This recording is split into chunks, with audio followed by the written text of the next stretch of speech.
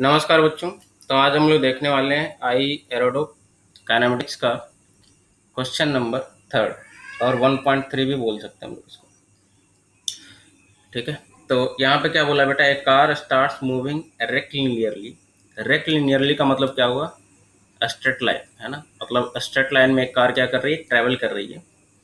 First with acceleration 5 metre पर second square, the initial velocity is equal to 0 दे दिया है। तो यहाँ पे मैं साथ ही साथ डायग्राम भी बनाता चलता हूँ। स्ट्रेट लाइन तो दिया ही हुआ ही है, इनिशियल स्पीड क्या दे दिया, 0 दे दिया। और इनिशियली क्या कर रहा है, ये एक्सेलरेट कर रहा है कितना से, 5 मीटर पर सेकंड स्क्वायर से। ठीक है, 5 मीटर पर सेकंड स्क्वायर से ये एक्सेलरेट कर रहा है। तो फिर क्या बोला, ठीक है, देन यूनिफॉर्मली। अच्छा, उसके बाद पहले एक्सेलरेट कर रहा था, उसके बाद क्या करने लगा, ये यूनिफॉर्मली। मतलब यहाँ पे मान लो कुछ ना कुछ स्पीड हो गया होगा एक्सेलरेट करते करते। तो उसके बाद बोल रहा है कि अब एक्सेलरेट करना बंद कर दिया, अब ये कांस्टेंट स्पीड से चलने लगा। तो v equal to constant speed से अब चलने लगा। ठीक है, कुछ देर तक चला होगा कांस्टेंट स्पीड के साथ।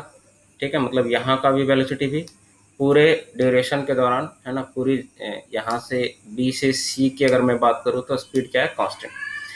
And finally decelerating at a rate w and comes to stop. And finally क्या बोल रहा है, स्टॉप कर जाता है डिसलेट करके। तो फाइनल स्पीड 0 हो गया। डिसलेशन का मतलब क्या हुआ, अगर इनिशियल वेलोसिटी राइट साइड है तो एक्सेलरेशन किधर होगा, लेफ्ट साइड। तो अपोजिट डायरेक्शन में होगा, तभी स्पीड क्या होगी, कम होगी। और बोला है मैग्नीट्यूड सेम है, डिसलेशन का रेट भी w ही है, तो 5 ही है, कोई दिक्कत नहीं है। बोला क्या, the total time of motion दे दिया बेटा। मतलब पूरी ड्यूरेशन के दौरान, जो पूरी जर्नी के दौरान जो टोटल टाइम कवर करता है वो कितना कवर करता है, 25 सेकेंड। ठीक है, बोला है क्या, the average velocity during that time is equal to 72 kilometre पर आवर। तो एवरेज वेलोसिटी दे दिया है। अब देखो यहाँ पे 1D मोशन है और इवन डायरेक्शन भी चेंज नहीं हो रहा। तो चाहे डिस्टेंस दे चाहे डिस्प्लेसमेंट दे, है ना, वो सारी चीज़ें क्या होगी, इक्वल होगी। चाहे एवरेज वेलोसिटी की बात करें चाहे एवरेज स्पीड की बात करें, दोनों क्या होगा, सेम होगा। तो इसको मैं SI यूनिट में कन्वर्ट कर लेता हूँ, 5/18 से मल्टीप्लाई करके। तो ये आ जाएगा कितना, 20 मीटर पर सेकेंड। तो ये हो गया एवरेज स्पीड। मतलब ऐसा मान सकते हैं कि ये 20 मीटर पर सेकेंड से कांस्टेंट स्पीड से भी कोई गाड़ी यहाँ से चलना स्टार्ट किया हो साइमल्टेनियसली, तो दोनों एक साथ ही पहुँचेंगे। एक तो ये एक्सेलरेट कर रहा है, फिर कांस्टेंट स्पीड से चल रहा है, फिर रिटार्ड कर रहा है। तो जितने टाइम में ये पहुँचेगा उतने टाइम में अगर कोई गाड़ी कांस्टेंट स्पीड से चल रहा है 20 मीटर पर सेकेंड से, तो वो भी कितने देर में पहुँचेगा, 25 सेकेंड में ही पहुँचेगा। इसका मतलब क्या हुआ कि इससे जितना डिस्टेंस आएगा, ऊपर वाले ने भी, ऊपर वाले से जितना डिस्टेंस आएगा इससे, नीचे वाले से भी डिस्टेंस क्या होगा, उतना ही आएगा। तो यहाँ से हम लोग डिस्टेंस निकाल सकते हैं, टोटल डिस्टेंस ट्रेवल या टोटल डिस्प्लेसमेंट, दोनों सेम होगा। एच इक्वल टू सिंपली क्या कर लो, v इंटू टी कर लो। तो v इंटू टाइम दे दिया बेटा, टोटल कितना, 25। तो ये आ गया कितना, 500 मीटर टोटल डिस्टेंस ट्रैवल किया। ठीक है, तो आपसे पूछा है क्या, how long does the car move uniformly.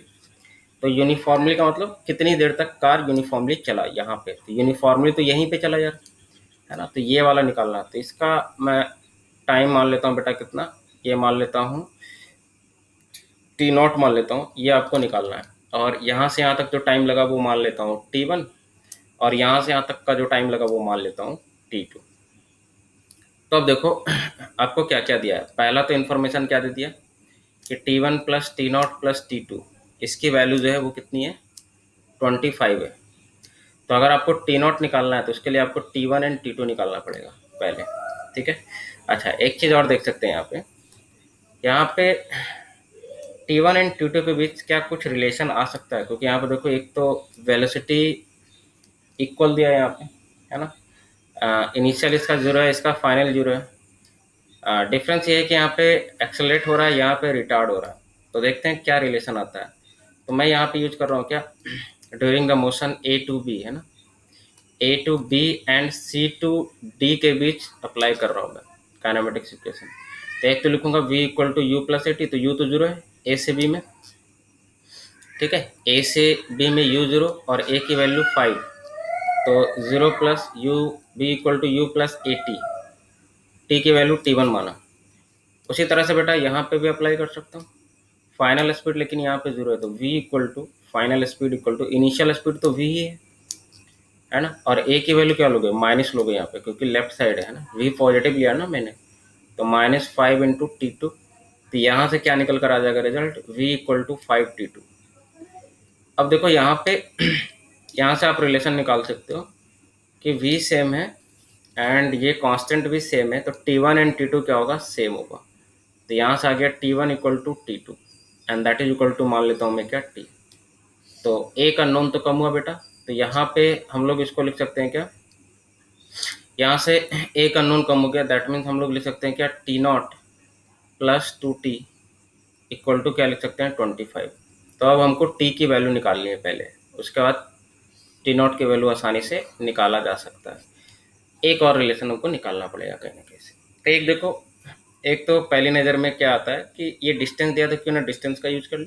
हाँ, टोटल डिस्टेंस दिया तो डिस्टेंस का फॉर्मूला यूज करो। इसके लिए s equal to u t plus half use करो। देखो यहाँ पे 0 है, यू है ना, तो ए बी के लिए क्या कर लो, डिस्टेंस यूज कर लो, हाफ यू टी 0 हो गया, हाफ ए की वैल्यू 5 एंड T1 था, T1 की वैल्यू बेटा लेकिन T इक्वल आ गया है ना, तो T मान लेता हूँ मैं, प्लस ये तो ए से बी का था, बी से सी में देखो एक्सेलरेशन 0 है, तो s equal to v t काम आएगा, है ना। तो v तो पता नहीं है, T0 v इंटू T0 लिखेंगे, बट v की वैल्यू यहाँ से रख सकते हैं बेटा, रिप्लेस कर सकते हैं, v इंटू T0 होगा, लेकिन v की वैल्यू कितनी है, 5T1 यानी 5T, क्योंकि T1 T के इक्वल है, तो ये हो गया v s equal to v into t. T की वैल्यू कितनी थी, T0 तक चलाइए, प्लस लास्ट में देखो आप यहाँ पे आप ये फॉर्मूला यूज कर सकते हो, we T minus half A T square. एक तो आप you t plus half A T square use कर सकते हो, या we T minus half A T square use कर सकते हो, दोनों से रिजल्ट क्या आएगा, सेम ही आएगा, ठीक है ना। तो जब u 0 दिया हो तो आप you t plus half A T square use कर लो, जब v 0 दिया हो तो we T minus half A T square use कर लो, तो रिजल्ट दोनों से सेम ही आता है बेटा। वहाँ पे a पॉजिटिव था, यहाँ पे a नेगेटिव है, तो नेगेटिव और नेगेटिव फिर से पॉजिटिव आ जाता है, तो डिस्टेंस दोनों क्या करेगा, सेम ट्रेवल करेगा। तो हाफ ए टी स्क्वायर, यहाँ पे आपको समझना होगा कि ये नेगेटिव है और एक्सेलरेशन भी क्या है, नेगेटिव है, क्योंकि v को आपने क्या लिया, पॉजिटिव लिया ना, है ना। तो एक तो यहाँ पे ये समझना होगा, या आप ऐसा समझ सकते हैं कि डिस्प्लेसमेंट जो है वो किधर है बेटा, राइट साइड है, तो लेफ्ट हैंड साइड क्या है, पॉजिटिव है, तो राइट हैंड साइड भी पॉजिटिव होना चाहिए, तो ये नेगेटिव है, तो एक्सेलरेशन को आपको क्या लेना पड़ेगा, नेगेटिव ही लेना पड़ेगा, तभी ये पॉजिटिव आ पाएगा, अदरवाइज नहीं। तो यहाँ पे हम लोग क्या लिख सकते हैं, प्लस ही लिख सकते हैं, हाफ ए टी स्क्वायर। तो एक तो आप यहाँ पे ये यूज कर सकते हो, और T2 की वैल्यू तो T के बराबर ही है, and that is equal to क्या आ गया, 500। अब सिंपल सा इक्वेशन, यहाँ पे 5 कॉमन लेके कैंसिल आउट कर दे रहा हूँ मैं, ठीक है। तो ये कितना हो गया, 100, 2 भी कॉमन ले लो बेटा, 2 LCM ले लो, तो ये देखो 2 LCM ले लिया तो यहाँ 2 आ जाएगा, ये 2 गया और नीचे 2 आ गया, फाइनली इसको इधर भेज दो, तो इंटू 2, तो ये आ गया कितना, 200। सिंपली यहाँ पे लिख रहा हूँ मैं, सिंप्लीफाई करके, तो यहाँ से आ गया क्या, टी स्क्वायर प्लस ये आ गया 2T। T0 की वैल्यू रख लेते हैं बेटा, T0 की वैल्यू यहाँ से रख लेते हैं 25 माइनस 2T, तो T0 आ गया कितना, 25 minus 2T plus t square equal to 200 है, तो इसको इधर ले आओ, -200 and that is equal to 0। Simplify कर लेता हूँ मैं, तो ये टी स्क्वायर ये आ जाएगा 2T square and T square एक यहाँ पे आ गया -4, तो -4 एंड +2 -2T स्क्वायर। फिर यहाँ पे आप मल्टीप्लाई करोगे तो प्लस 25 तो ना 50T -200 and that is equal to 0। Minus common ले लेता हूँ मैं, 2 भी कॉमन ले लेता हूँ, तो ये आ जाएगा T square -25T and plus क्या हो जाएगा बेटा 100, दैट इज इक्वल टू 0। और यहाँ पे आप फैक्टर निकाल सकते हो इजीली, 20 इंटू 5 क्या हो जाएगा 100 एंड 20 एंड 5 दोनों को जोड़ दो तो 25 बन जाएगा। तो यहाँ पे मैं इसको ऐसे लिख सकता हूँ, T minus 25 into T minus 20 and 5 है ना, माइनस टी इंटू 5। देख लो आप मल्टीप्लाई करो, -20 -5 -100 हो गया, एंड दोनों को ऐड करो, -20 -5 -25 हो गया, तो सही है। तो टी की वैल्यू कितनी आ जाएगी यहाँ पे, टी की वैल्यू आ जाएगी, एक तो 20 आ गई और एक क्या आ गई, टी की वैल्यू 5। तो टी डैश की वैल्यू, अच्छा यहाँ पे टी की वैल्यू 20 आ गई है, तो आप देखना यहाँ पे इसमें से कोई एक वैल्यू डिस्कार्ड होगा, है ना, कौन सा होगा देख लो आप। टी की वैल्यू 20 आई है, इसका मतलब ये 20 हो गया बेटा, एंड ये भी कितना हो जाएगा 20, क्योंकि दोनों तो सेम है। तो ये 20 ये 20, तो टोटल टाइम कितना हो गया यहाँ पे 40 सेकेंड। जबकि आपको यहाँ पे दे दिया है, मेंशन कर दिया है कि टोटल जो मोशन है ना, उसका जो ड्यूरेशन है वो आपका कितना है 25 सेकेंड। तो 20 यहाँ पे पॉसिबल नहीं है, अदरवाइज 20 लोगे आप तो 25 से ज़्यादा आ जाएगा। तो ये 20 को डिस्कार्ड करना पड़ेगा आपको, तो टी की वैल्यू 5 ही पॉसिबल है। तो अगर आप T5 लेते हो बेटा तो यहाँ से निकाल लो, तो T5 लेते हो तो यहाँ पर भी 5, यहाँ पर भी 5, तो 5 5 10 एंड टोटल 25 था।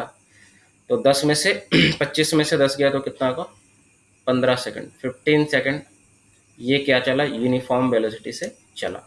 या तो आप इक्वेशन में भी यहाँ पे रख के चेक कर सकते हो।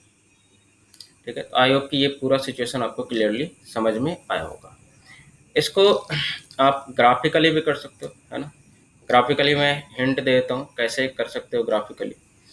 ग्राफिकली जनरली आप कुछ भी बना सकते हो, ST भी बना सकते हो, VT भी बना सकते हो, AT भी बना सकते हो, बट VT के पास ज़्यादा इन्फॉर्मेशन होता है। क्यों सर? क्योंकि आप जानते हो कि अगर ST इक्वेशन दिया है तो इसमें सिर्फ स्लोप ही काम में आता है, स्लोप ही यूज में आता है। स्लोप क्या देता है, वेलोसिटी के बारे में। जबकि AT में क्या काम में आता है, सिर्फ एरिया। एरिया क्या देता है, चेंज इन वेलोसिटी। और VT ही ऐसा इकलौता कर्व है जिसमें स्लोप एंड एरिया दोनों यूज में आ जाता है। स्लोप निकालोगे तो एक्सेलरेशन बता देगा, एंड एरिया निकालोगे तो डिस्प्लेसमेंट बता देगा। तो यही फायदा है VT के लिए। और प्लस VT ड्रॉ करना भी थोड़ा क्या होता है बेटा, आसान होता है, इसलिए भी सर इससे अच्छा तो AT और भी आसान होता है ना। तो चलिए, सबका अपना अलग अलग है ना। AT में वही है कि आप वहाँ पे डिस्प्लेसमेंट शो नहीं कर सकते। तो सबसे पहले तो बेटा रेस्ट से स्टार्ट किया, तो यहाँ रेस्ट ले लिया मैं। अब एक्सेलरेशन कांस्टेंट है, इसका मतलब एक्सेलरेशन क्या बताता है, स्लोप के बारे में, है ना। तो स्लोप क्या होगा, कांस्टेंट। पॉजिटिव है तो आपको पता है पॉजिटिव इस तरह से होगा, पॉजिटिव का मतलब इस तरह से क्वाड्रेंट अगर ड्रॉ करो, तो नेगेटिव का मतलब इस तरह से जाना चाहिए। कहीं पर भी आप क्वाड्रेंट ड्रॉ करके चेक कर सकते हैं ना। ये देखो फर्स्ट एंड थर्ड से पास कर रहा है तो पॉजिटिव, फिर कांस्टेंट हो गया तो ऐसे, फिर रिटार्ड कर रहा है तो स्लोप नेगेटिव। स्लोप नेगेटिव का मतलब सेकंड एंड फोर्थ से पास करना चाहिए। देख लो कहीं पर भी आप क्वाड्रेंट ड्रॉ कर लो, कहीं पर भी, ये देखो ये first quadrant, second and fourth से पास करेगा, तो ये ड्रॉ कर लिया। और यहाँ पे आप एरिया वगैरह से आप कर सकते हो आसानी से। ये फाइनल स्पीड दे दिया बेटा v, ठीक है, ये हो गया 0, ये आपने t माना ही है ना। यहाँ पर भी आप निकाल सकते हो, tan थीटा से कर सकते हो, इक्वल ही आएगा। ये जो t है इक्वल क्यों आएगा सर, क्योंकि आप करोगे, देखो दोनों का स्लोप तो कितना है बेटा, स्लोप का मतलब tan थीटा है ना, स्लोप का मतलब tan थीटा। तो सर दोनों का स्लोप, तो स्लोप का मैग्नीट्यूड तो सेम ही है ना। हालांकि स्लोप इसका ये वाला लेना चाहिए, है ना, बट फिर भी आप अगर ये आप थीटा लेते हो तो tan 180 माइनस थीटा अगर आप करोगे तो कोई फर्क नहीं है, बस आगे माइनस साइन आ जाएगा, है ना। तो बट हम मैग्नीट्यूड की बात कर रहे हैं ना, तो उससे कोई फर्क पड़ने वाला है नहीं। तो एक तो यहाँ से आप ये बोल सकते हो कि v/t1 लिखोगे एंड यहाँ लिखोगे this v/t2, but tan theta का जो मैग्नीट्यूड है, यहाँ जो थीटा है और यहाँ जो थीटा है, मैग्नीट्यूड तो सेम आएगा। तो एक तो टाइम आप ऐसे ही बोल सकते हो कि सेम आ गया ग्राफिकली। दूसरा, आप यहाँ का एरिया निकालो, है ना, 1/2 इंटू बेस, बेस कितना हो गया t इंटू हाइट, हाइट कितना हो गया बेटा v की जगह पे आप लिख सकते हो, कैसे लिखोगे, स्लोप से लिख सकते हो। tan थीटा आपने लिखा ना, tan थीटा इक्वल टू क्या होगा v/t, ठीक है। tan थीटा इक्वल टू क्या होगा, this v upon this t। तो यहाँ से क्या आ जाएगा बेटा, tan theta equal to v/t, tan theta की वैल्यू 5, तो यहाँ से v इक्वल टू 5t आप लिख सकते हो, ठीक है। तो प्लस क्या आ गया बेटा, यहाँ पे v इंटू टी, तो 5 इंटू टी इंटू यहाँ पे तो हमने क्या माना टाइम t नॉट, तो ये हो गया v और इंटू टी, एंड प्लस आप क्या करोगे यहाँ पर भी लिखोगे हाफ एटी स्क्वायर। तो देखो सेम इक्वेशन बन रहा है ना। तो आप चाहो तो जैसे भी कर लो, आपकी मर्जी, आंसर दोनों से सेम आने वाला है, ठीक है। Into T, half 1/2 into base is what T and height is what v, वही लिखा मैं 1/2 into base into height, triangle area निकालने के लिए ना सिंपली। तो ये इक्वेशन मैच कर रहा है ऊपर से, तो आपकी मर्जी जैसे भी आप निकालो, आपको ये इक्वेशन सॉल्व करना ही पड़ेगा। तो आई होप कि ये सिचुएशन आपको क्लियरली समझ में आया होगा।